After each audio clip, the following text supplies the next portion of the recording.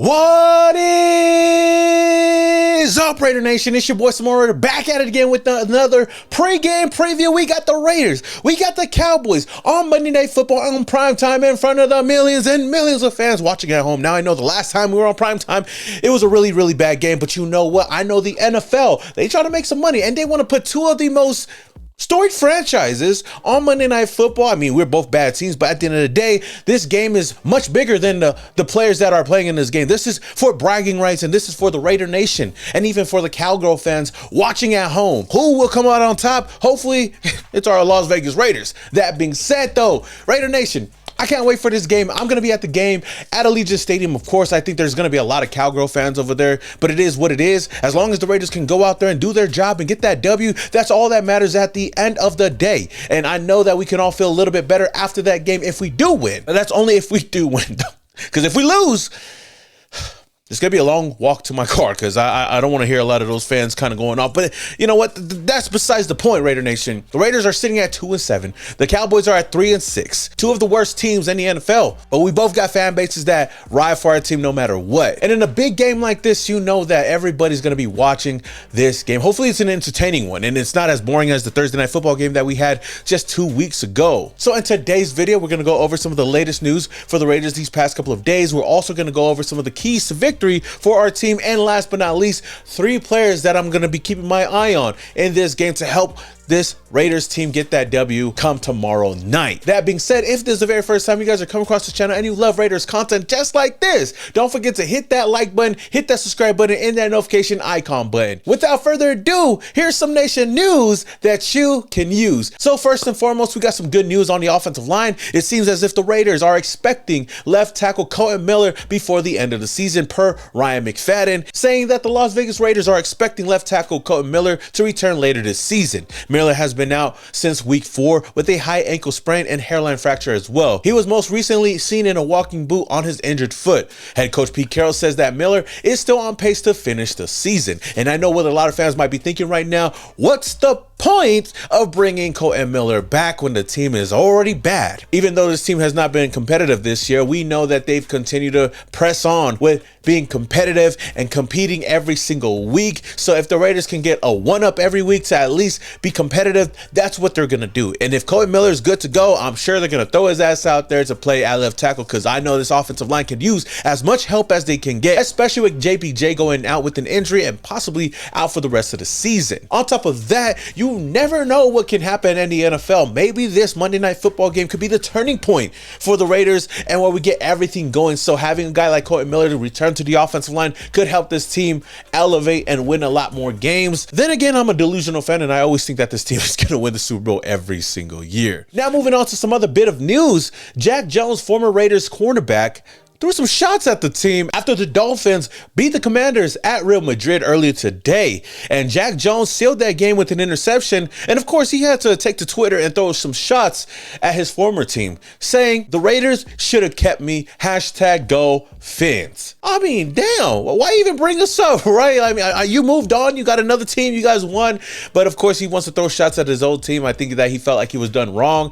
The Raiders should have kept him, and I agree with him. I feel like the Raiders should have kept him. He wasn't the best cornerback with us, but he had a knack for finding the ball and creating turnovers. He had that nice little run with AP when he was over here, but Oos, move on already and keep this team's name out of your mouth. There's no reason why you should be talking about this team, but I get it. I get it. You want to prove something. You want to prove a point. Well, you know what? Your team is just as bad as our team, so it really doesn't mean much at the end of the day. I got to be real with you guys for a second. I've been staying busy between making content, editing, going to the games, even spending time with my family. And with all of that going on, cooking a meal every single day isn't easy. That's why I got to give a huge shout out to today's sponsor, Factor. They've been a total game changer for me. So eating clean is easy thanks to Factor. They deliver chef-crafted, restaurant quality meals straight to your door, ready in just 2 minutes. No prep, no dishes, just good food fast. This week, I went with the keto options, and the queso fundido with ground beef has been fire. Full of flavor with zero junk. It keeps me fueled between filming, game days, and everything in between without even touching the stove. And with the holidays coming right up, this is the perfect gift for anyone who's always on the go or just hates cooking as much as I do. Head over to factor75.com or hit the link down in the description below and use my promo code SamoanFB50 to get 50% off of your first box plus free breakfast for a whole year. Big shout out to Factor for sponsoring today's video. I got the keys now.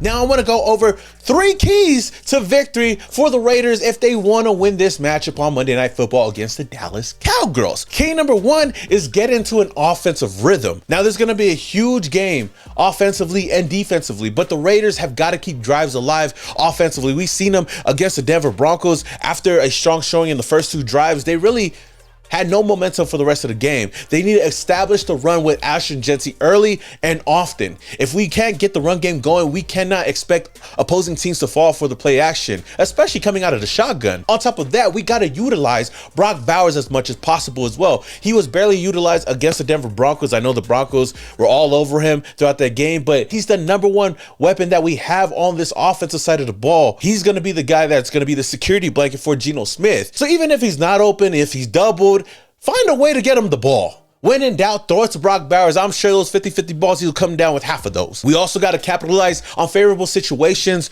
on 3rd and shorts, whether we're in red zone. We cannot come away with penalties. We cannot come away with just field goals all the time in the red zone. We got to capitalize and score points. And to Jack Besh and Dante Thornton, do your job when you guys are out there. If you guys are going to get that play time, you guys got to do your job. No penalties, especially when we have big plays that get called back, because that really ruins any type of momentum that this team can have up until that point. And that said, the Raiders have got to take advantage of Dallas's weak defense. Now, I know they added some new pieces there, but their defense has been known to give up big plays and have opposing offenses just score multiple times on them. I know we're not a high-powered offense, but damn, we got enough weapons here to at least put some points on the board. Key number 2 is win in special teams. Now, I know special teams before the season wasn't really a big thing that I was really worried about, but watching this team and how bad we've been on special teams, it's been one of the key factors for this team losing multiple games. Like I've said before, looking at a couple of games that could have gone a whole different direction if the special teams got their act together, the Raiders could easily be 5-4 right now. Of course, they're not, which is why they fired Tom McMahon, which is why Daniel Carlson, I think, is on the hot seat. Our special teams is going to be really important in this game. We need to compete in the return game. Don't allow any big returns from the Dallas side, especially if we're not trying to give them any type of good field advantage with the offense that they do have. And last but not least, Daniel Carlson, make your damn kicks.